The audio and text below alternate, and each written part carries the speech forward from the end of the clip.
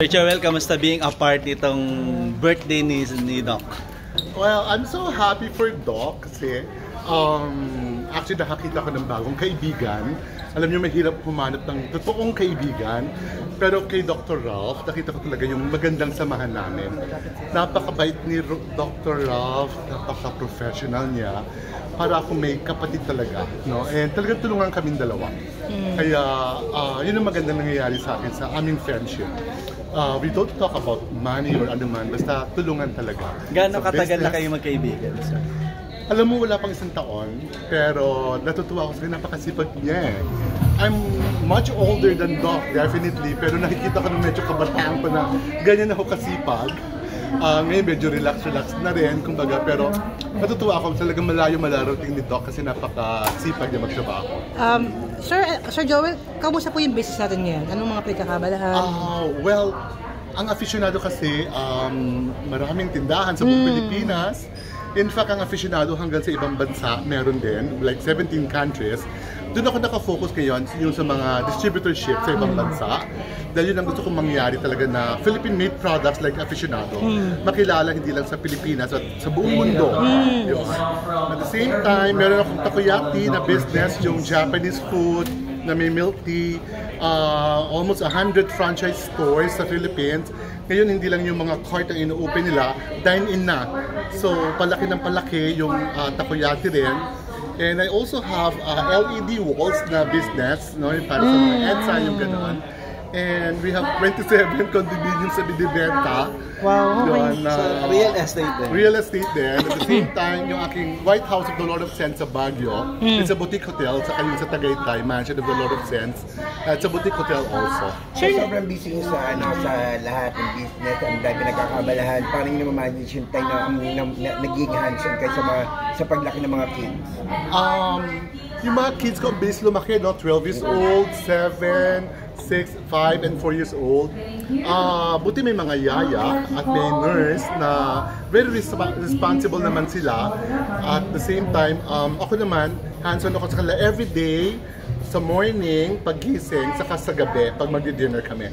So we have time sa evening from 7 hanggang 9 in the evening, tapos bedtime nila na 9 o'clock. But Saturday and Sunday, full-time ako sa mga bata. Yun. And sa office naman, we have a very good team. No? Kasi in fact, hanggang sa ibang bansa, may business din ako sa California. We have 6 commercial buildings. Kaya yun ang nakakatuwa. It's being manned by a team ng aficionado. Kaya maganda ang aming pag-angat sa negosyo. Nakausap ko po yung mga anak niyo na-interview ko po. Parang may interest po yatang pumasok sa show business. Napayagan niyo po ba? Ang sinasabi ko sa kanila, kailangan meron silang passion and talent. Komentarin sila sa acting, or singing, or dancing, or hosting. Susuportahan ko sila. Sino po sa mga anak niyo yung nakakakitaan niyo po ng... Si Charlotte, yung girl, mukhang... Yes. Yung sa pa. Mukhang gusto na maging celebrity, yung gano'n. Pero yung talent kasi ngayon naman, they're into music. Nagpipiano sila, kumakanta sila, may ukulele o iba-ibang mga musical instruments silang ginagamit. So, I'm very supportive. Pero siyempre, inaalalayan ko rin, ayoko naman masyado silang ma-pressure. No? Pero mahilig yung mga lalaki sa sports.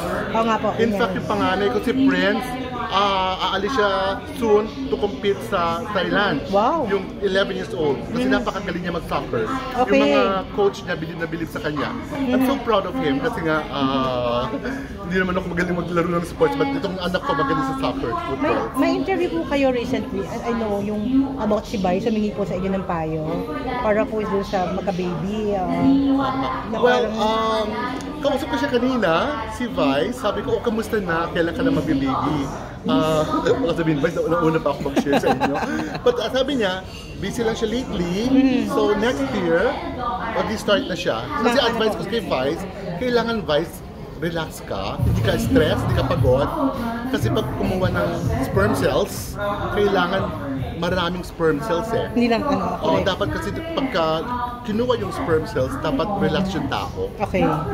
Kaya para maging malalakas yung sperm cells, masigla sila, buo sila, hindi sila abnormal, yung ganon. Kaya yun ang sinasabi ko, just make sure relax ka pagka nagsabit ka na ng sperm So, ang mangyayari cells. po, sa cake vice po mismo ang gagaling yung sperm. As far as I know, yes. Tapos po, maghahanap siya ng kagaya po nun sa inyo na I believe ka na nga. Oo, na babae po na ng surrogate mamang mother, foreigner. tsaka egg donor. Ah, yung Humingi po mangyayari. ba siya ng advice sa inyo, Sir Joel? Ah. Regarding that? Or parang kung sino yung dapat kausapin, kung sino yung Natuwa dapat... lang ako sa kanya nung sinabi ko na kailangan relax ka, malakas yung sperm cells. Yun na nag-joke siya. Excuse me, naman ako ng CR. Sabi niya gano'n. Check niya na. Nakakatawa talaga siya. Yung gano'n. So, I believe naman, capable talaga si Vice. Kaya maganda yung gusto niya talaga. Yung gusto niya talaga. Tsaka ako rin, gusto ko talaga sa kanya na, alam mo na natin, meron siyang asawa, di ba? Pero mas gusto ko talaga kay Vice. Pero sabi niya po ba sa Russian din? I'm not, no. I believe sa US siya. Sa US naman ang gusto niya. Sa And America. sa nakikita naman, he will be a good parent. Definitely, Oo, yes. kasi mahilig din siya sa bata. Yes. Marunong siya mag-alaga ng bata dun sa show nila, di ba? Gusto siya ng mga Isip bata Oo, ako. gusto rin siya ng bata, yung ganun. So that's very important. Oo. Totoo po I yun. believe, silang dalawa naman din. May ayon po. Pero mas ano daw mas gusto niya, babae or lalaki? Well, hindi ko na tanong yon, hindi namin napag-usapan yon. Alam ko na ata ang sagot niya, basta normal. Oo, yun ang Yun kailangan. ang sinabi niya pala, na basta normal. Tama naman yon. Kahit din ako yun ang isang dream ko na basta normal, yung bata. Yun ang kailangan. Sa buo, di ba? Nakakakita, nakakarinig, Walang defect. nakakapagsalita, walang defect. Oh, yes, Yung simple may lang. paa. So, anong pakiramdam kasi parang kayo yung naging pattern ko. Parang maraming gusto sumunod sa ginawa niyong procedure. Oo. Like, para magkaroon ng... Alam mo ako kasi nakita niyo naman yung buhay ko, di ba? After nun, kinagang birot ka ko sa buong mundo, yung ganun. Kasi I'm so proud. And hindi lang ako being proud, gusto ko din sana ma-encourage din ng ibang tao na kung sino may gusto. Kasi iba naman nagagawa naman nila to, pero hindi sila nagkakwento. Ako naman, I wanna help.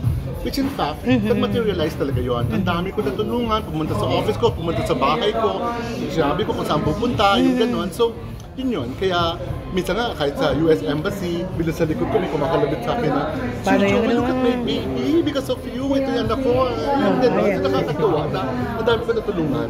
No? Pumunta sa bahay ko, sa Sisa, o kahit sa Baguio, yung gano'n, na nakatulong tayo. So, they're mostly kagaya ko. Sir Joel, madadagdagan pa ba yung kambal? May balak pa ba kayo May mga sundan? anak niyo? O marami na. Alam ko okay na. meron pa daw mga naka-reserve May mga na. naka-reserve pa, pero ngayon kasi I really have to enjoy them. Yes.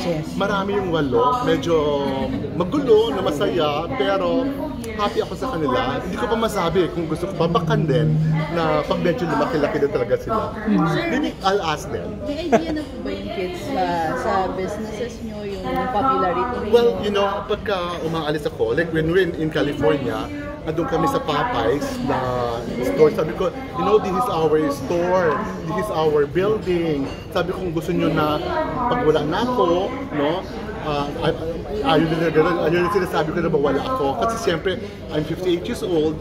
Sabi ko, pag nawala na ako, sabi ko, kayo na mag-take over. Kung gusto nyo palitan nyo ng panibagong building, kayo na bahala. So kahit mus-mus pa lang sila, sinasabi ko na para naka-ready ako kung anong mangyayari. Pati sa perfume, sa aficionado, yung gano'n. Kaya somehow nakakaintindi sila yung gano'n. And makikita mo na parang may interest sila na maging entrepreneur din, maging businessman din. So, since sabi niyo po gusto ko maka-inspire dun sa pagkakaroon ng kids, no? Sila po ba aware sa situation na nangyari? They know, kasi alam mo yan, hanggang sa YouTube, they check it. They know my story, they know our story. Yung gano'n. Alam nila na yung mommy nila, talagang pinagbigyan lang ako. And kasi yung mommy nila, meron siyang family, may asawa, may anak siya. Parang negosyo niya yun, yung career niya na yun. Yung mommy niya, ang pangalan si Lilia, hindi lang ako tinulungan, maraming clients ang natulungan. French couple, iba-ibang mga nationalities. It so happens sa akin, 8 egg cells ang na-donate niya kumbaga. Sa 8 anak. Okay. So, parang nag-open up din po kayo sa kids? Yeah, kasi alam mo, ayoko magtago sa bata. Lahat I'm very open. Kasi mas baka magalit sila sa akin pag nalaman nila sa iba. Yung galing-galing nila mag-search, mag-google, yung gano'n. Mga bata ngayon. Oo, kaya ayoko, wala akong tinatago. Even my sexuality, I'm telling them I'm gay. Kasi sabi ko, hindi ako na-in-love sa babae eh. Sabi ko sa kanilang gano'n. Yun, so, naintindihan naman nila. Klaro naman. So, sa mga case po na yung mga gagaya po, yun. So, advice niyo po na maging open talaga sa mga kids. Ako yes, definitely. Just recently, yung isang kaibigan ko, kamusta na yung ano mo, yung anak, may adopted kasi siya. Parang, parang masama loob niya kasi rebelde yung bata, no? Hindi niya sinabi kasi. Sorry, nalaman na lang niya, dito nang lumaki. Malaki na. Ako kasi dapat walang tinatago. Di ba sabi nga, walang lihim na hindi nabubunyag. So, sabihin mo, di ba, parang bata pa lang alam na yung gano'n. Last Sir, question na lang po, paano po yung, anong po masabi niyo na yun nga, yung gaining popularity na rin yung mga kids kasi lagi kayo nakikita online, gano'n. Ano masasabi ko sa Parang gaining popularity gaining popularity ng mga kids? I'm happy for that. Kasi sabi ko sa kanila, you know your daddy keeps on inspiring other people. Sana ganun din kayo paglaki nyo. Makapag-inspire din kayo ng other people. Makakapag-inspire kayo ng ibang tao. Kung talagang meron kayong talento, mahusay kayo, mabait kayong bata, yung gano'n, masunurin kayo, yung may takot kayo sa Diyos. Yun yung sinasabi ko sa kanilang mga values na sana ma-maintain nila yon para ma-inspire nila ibang mga bata o ibang mga tao rin soon. And sinasabi ko na sa kanila yung mga negative things, yung mga bad things na huwag nilang gagawin. Okay. Sir, nabanggit. Naka-experience ba ng bullying or... Bullying? Hindi naman, pero minsan alam mo, I'm just being frank to say, sila nang bubully. Talaga? Pero alam mo, sabi ko ganun, sa loob ko lang to be honest lang okay na sila mambully. Hindi sila mambully, pero sinasabihan ko nila, that's not really good. Narinig ko lang kasi parang may nasaktan. Ay, sorry. May nasaktan yata na isang bata. Kinakausap ko siya. Kinakausap ko na. That's not good. You don't do that. Alam mo kasi yung bata, di ba? Minsan nangyayari talaga. Pero hindi sila nabully. Alam ko nang nabully siya. Sir, nabanggit niyo po na yung pong mother nila po ay may family. May communication po ba sila sa mother po nila? Before, Bawal yes. yata. Pero kasi recently nagkaroon ng problema yung law. It's a law firm eh. Yung clinic lang, it's a law firm, no? So, mula nagka-problema kasi, hindi na ako nag-recommend sa Russia. That's why si Vice hindi ko nag-recommend sa Russia. Recommend din na US, or maybe Singapore, Thailand, India, marami sa ibang countries eh. Okay ba? Sir, ano na lang, message nyo kay Vice kung sakaling magbe-baby siya at magagaya-gayahin niya yung ano. Well, I trust Vice so much para pag nagkaroon siya ng baby, talagang mamahalin niya. And hindi na naman ata si Vice ang excited. Even Ayon is excited. Even the mom is excited. The whole family is excited. Kaya definitely magbibigay ng kasiyahan kay Vice ito at sa buong pamilya nila. So, nakakatawa kasi gusto ko din sana yung anak niya maging kalaro rin ng mga anak ko, yung ganon. Or may party, so imbitahan sila. Yun. So, good luck kay Vice. No? Sana marami rin siyang Sana matuloy, no? I believe naman matutuloy. Timing lang. You know naman how busy si Vice, di ba? Sobrang busy. Next year daw sabi niya, may plano na siya next year. Yun, gano'n. Message nyo na lang kay Doc. Birthday niya po ngayon. Oh yeah. Alam mo, parang kapatid ko si Doc, or higit pa sa kapatid, samahan namin. Napakabait ni Doc.